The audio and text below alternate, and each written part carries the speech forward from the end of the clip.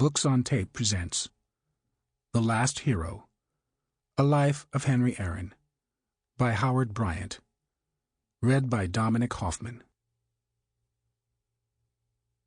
Introduction.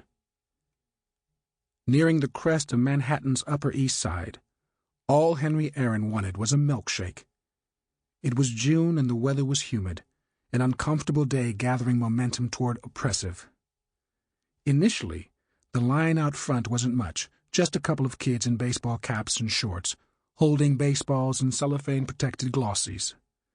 Then it grew longer, sloping eagerly down 93rd Street toward 2nd Avenue. New York had never been one of Henry's favorite cities, yet he had awakened on this particular Saturday at 4 a.m., so he could catch a 6:15 a.m. flight from Atlanta to LaGuardia.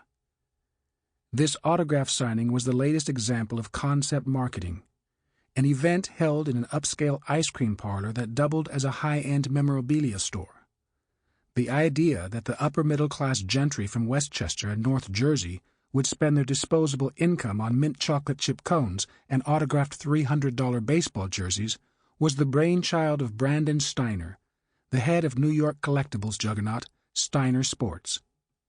Inside the brightly colored baseball-themed storefront sat Henry Aaron, 74 years old, in an air-conditioned back room across from clear plastic containers of gummy bears, Swedish fish, and bobblehead dolls.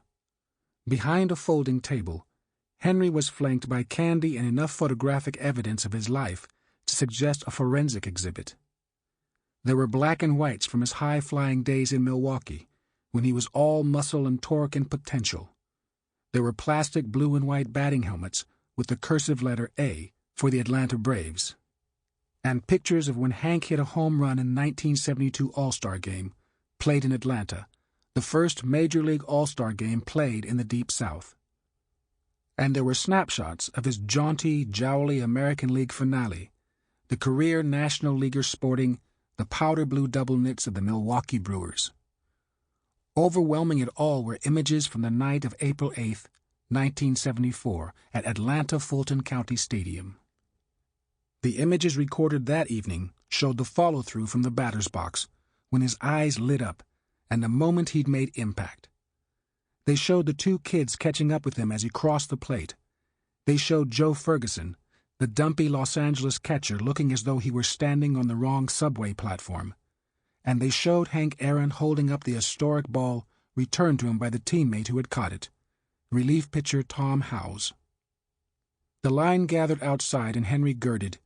He knew it was time to reach into himself and get into character and become, once again, Hank Aaron. Each of the hundreds of photographs of the moment that had made him an international hero filled Henry with a special sense of dread. This had been true for the last 55 years, this uneasy relationship. Inside, Aaron would do an in-store interview with ESPN Radio, trying to sound as though he actually cared about baseball in 2008, about which of today's players reminded him of himself. None. And whether Yankee third baseman Alex Rodriguez could hit 800 home runs. "I don't get to see him much," Hank said, "except in the playoffs and World Series." During a commercial break, a perky staffer filling a waffle cone promised Henry she would make him a milkshake. "Coming right up." Henry stood up and stretched a bit while the eyes on him, from the few dozen fans inside the store to the throng still waiting on the sidewalk, tapping on the glass, bulged at the sight of him. They didn't yell, just stared at him, soaking in the deep creases of his face, the protruding belly, the white tennis shoes, and the limp, a souvenir from knee surgery that had left him on crutches for virtually the entire winter. The ones who didn't speak tried to attract his attention with hand gestures and provocative clothing.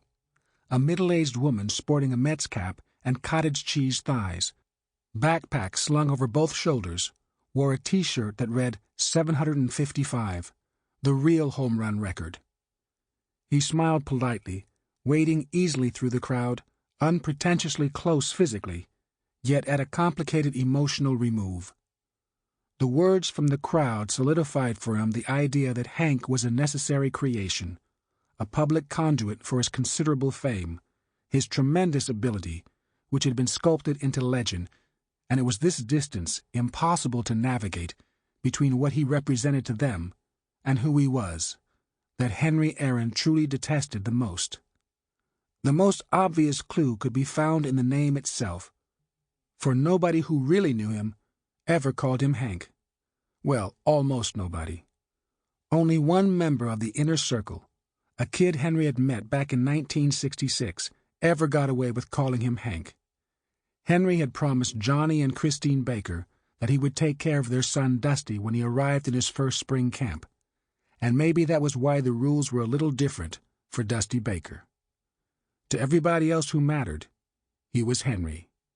Neither his first wife, Barbara, nor his second, Billy, ever called him Hank. As a boy, his name was Henry. That was what his mother and father and all 7 siblings knew him by. His best friend from grade school, Cornelius Giles, to him, he was Henry. When he'd first entered the big leagues a lifetime earlier, the name was how he differentiated the familiar, the friendly, from the rest.